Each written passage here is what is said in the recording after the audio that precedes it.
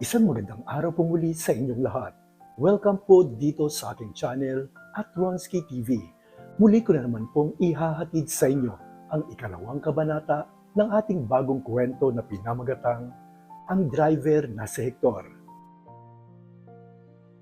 Paalala, ang kwentong ito ay hindi angkop sa mga taong hindi bukas ang isipan, lalong-lalo na sa mga taong feeling conservative.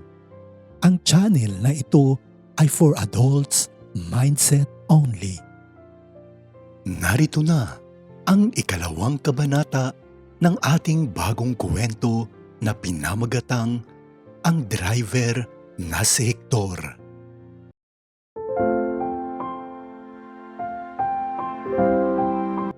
Kinilig naman lalo si Carl sa kanyang nabasa na text messages mula kay Hector at hindi ito mapakali sa mga sandaling binabasa nito ang mga message sa kanya ni Hector. Kung kaya't medyo nahahalata si Carl ng kanyang ka-office mate at kaibigan nito na nagngangalang si Jello. Kaya naman dahan-dahan itong naglakad papalapit sa kanya. At ilang sandali pa ay kinausap nito si Carl sabay sabing, Oy friend, para yatang kinikilig ka dyan ha. Nakakapanibago yata ang mga kilos mo ngayon. Ibang-iba sa dati na halos hindi ka naman ngumingiti. Sino ba yan? Baka gusto mo i-share? Oh, ano ka ba Jello? Wala to no, may nakilalang ako. Sobrang bait niya at napakagwapo pa friend. Ito na ba yun? Para yatang nai-inlove na naman ako. Nako, in love ka nga, pero friend, hinay-hinay lang okay? Kilalanin mo muna ng maayos ang pagkatao niyan para hindi ka naman magsisi sa huli, okay? Nako, ano ka ba? Oo naman friend, madali lang akong pakiligin Jello no, pero mahirap akong utuin. Matalino yata ito. Nako, talaga lang ha. Marami akong kakilalang matalino tapos pag nasaktan, ayun, nasobrahan sa talino. Nakikita ko na lang naglalakad na sa kanto at wala sa isip. Ano ka ba Jello? Hindi ako ganun. Promise, mag-iingat talaga ako. Tsaka salamat friend.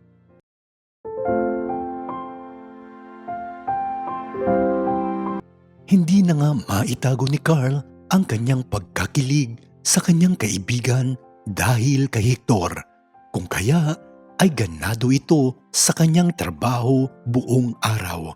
Hanggang sa lumipas ang ilang oras at natapos na si Carl sa kanyang trabaho at umuwi ito sa kanyang bahay. Mag-isa lamang si Carl na naninirahan sa kanyang kondo mula nang siya ay magtrabaho sa Maynila dahil ang kanyang mga magulang ay nasa probinsya. Nang gabing iyon, habang nasa kanyang higaan itong si Carl, ay naisip nitong tawagan si Hector na sa mga oras na yon ay nasa may kubo at nagpapahinga. Maya-maya pa at tumunog ang kanyang cellphone kung kaya sinagot niya ito sabay sabing,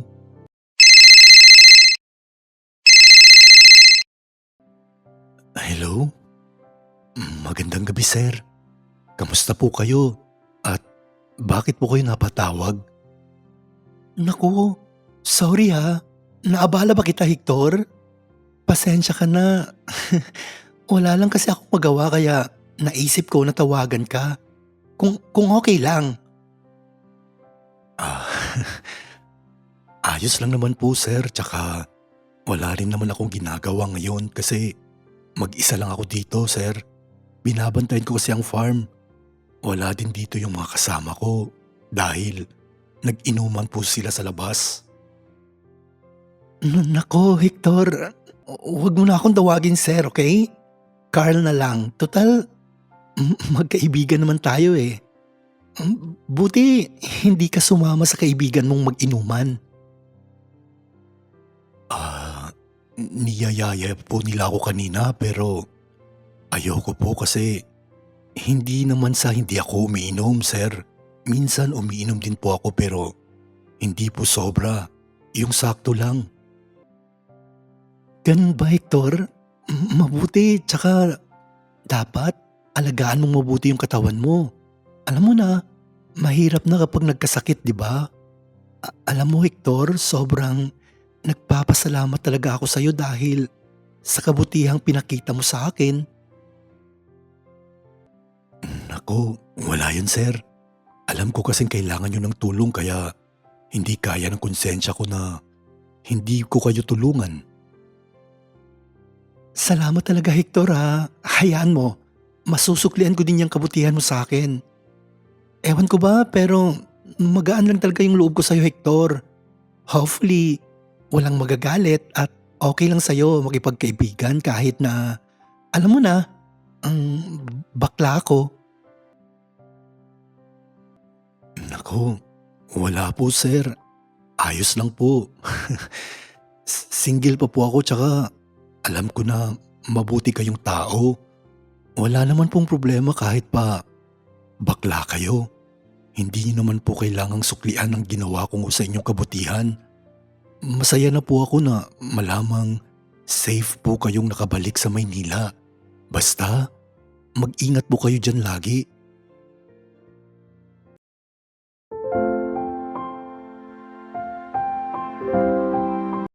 Habang naririnig ni Carl ang mga sinasabi ni Hector sa kanya, ay hindi naman mapigilan ang sarili nito na kiligin sa mga oras na yon hanggang sa lumalim pa ang kanilang naging pag-uusap at mas lalong nakilala nila ang isa't isa.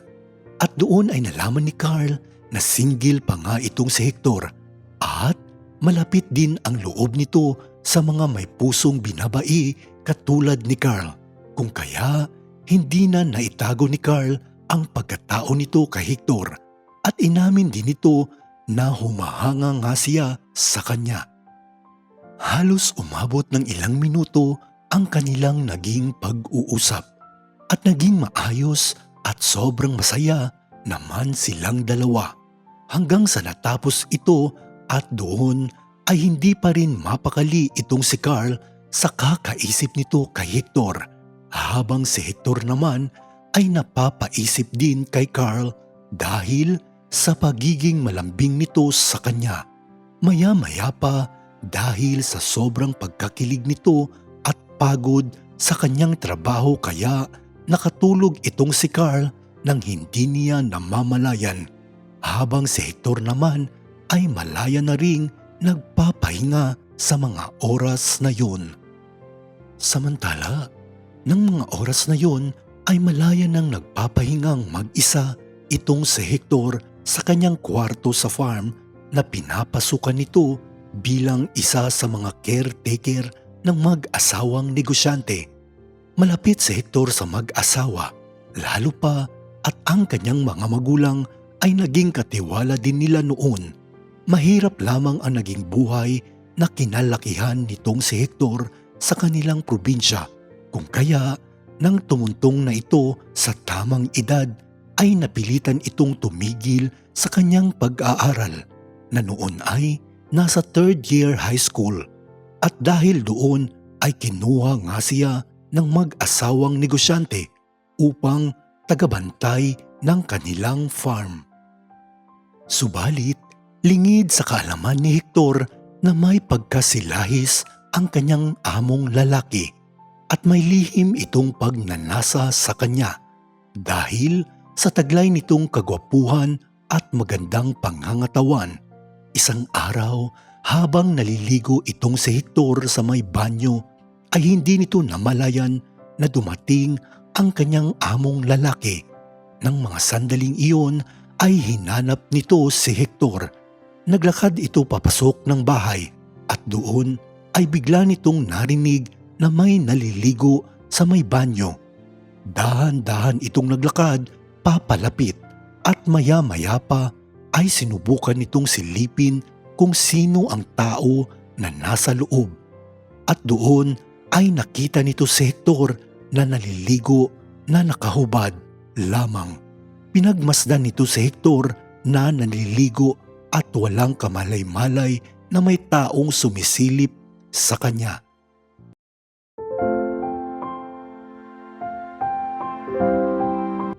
Habang nakasilip ito kay Hector at pinagmamasdan ang basang maskuladong katawan nito at higit sa lahat, ang kanyang buhay na pagkalalaki ay mas lalong tumindi ang pagnanasa nito sa kanya. Nasa mga oras na yon ay sobrang nag-e-enjoy sa nakikita nito, sabay hawak din sa kanyang galit na pagkalalaki. Lumipas ang ilang minuto at natapos na nga itong si Hector sa kanyang pagliligo, kung kaya't nagmamadali rin ang kanyang among lalaki na umalis papalayo sa may banyo at tumungo sa may sala. Ilang sandali pa at lumabas na nga si Hector sa banyo na nakatapis lamang ng tuwalya. Habang naglalakad ito patungo sa kanyang kwarto ay napansin na ni Hector ang kanyang among lalaki na nakaupo sa may sala at nakatitig ito sa kanya na tila ba ay nauuhaw ito sa mga sandaling nakikita nito si Hector na nakaharap pa sa kanya. Ilang sandali pa at sinabi ni Hector na, magandang araw po, boss. Kanina pa po ba kayo? Saglit lang po at magbibihis lang po ako. Naku, oo iho, kanina pa. Actually, ayos lang naman. Huwag kang magmadali, okay? Bali, gusto ko lang magpahangin dito sa farm kasi sobrang init sa city eh. Tsaka, di ko alam, mas mainit din pala dito. Ang panahon, sobrang init talaga. Teka lang po sir, paandarin ko lang po yung electric fan. Saglit lang po.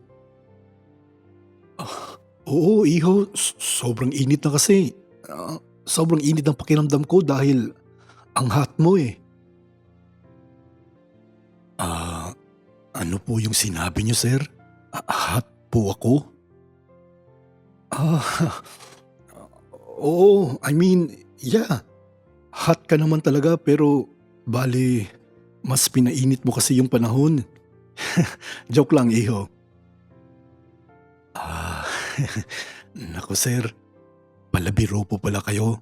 Sige po, ito po electric fan sir para mabawasan po ang init niyo sa katawan. Salamat iho ah.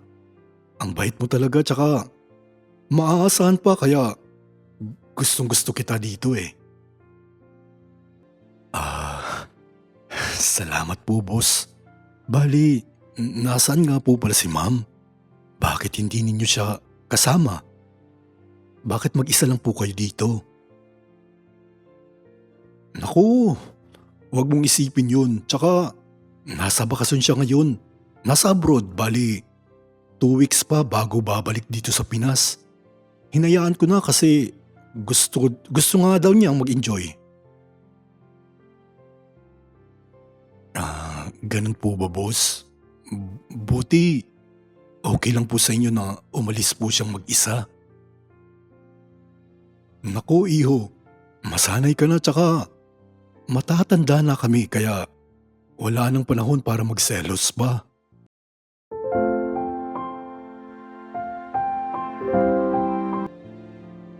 At dito ngay muling nagtatapos ang ikalawang kabanata ng ating bagong kwento na pinamagatang Ang Driver na si Hector.